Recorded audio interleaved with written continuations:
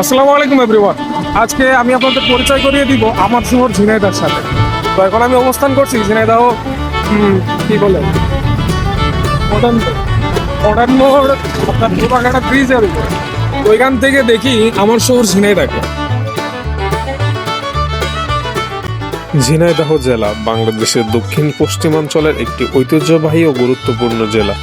এটি খুলনা বিভাগের অন্তর্ভুক্ত এবং ইতিহাস, সংস্কৃতি ও মুক্তিযুদ্ধের গৌরবময় ভূমিকার জন্য বিশেষভাবে পরিচিত।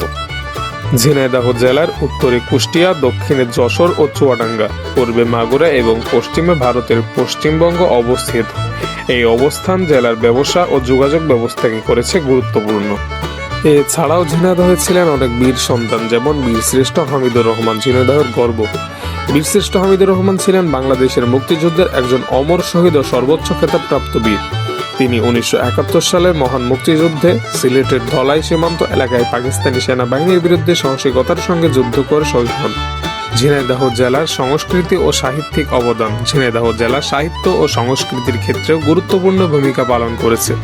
এখান থেকে অনেক কবি, সাহিত্যিক ও সংস্কৃতিসেবী উঠে এসেছেন, যারা বাংলা সাহিত্যকে আরও সমৃদ্ধ করে তুলেছেন।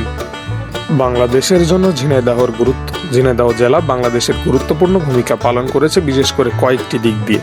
কৃষিখাত, ধান, পাট, গম ও বিভিন্ন শাকসবজি উৎপাদনে ঝিনাইদহের গুরুত্বপূর্ণ ভূমিকা রাখে।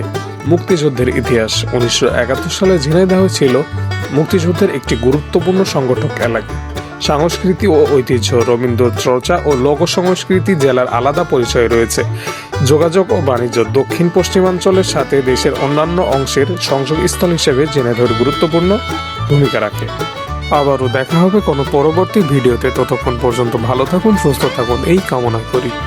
চ্যানেলটি সাবস্ক্রাইব না করলে অবশ্যই সাবস্ক্রাইব করে বেল আইকনটি বাজিয়ে দিবেন। ধন্যবাদ।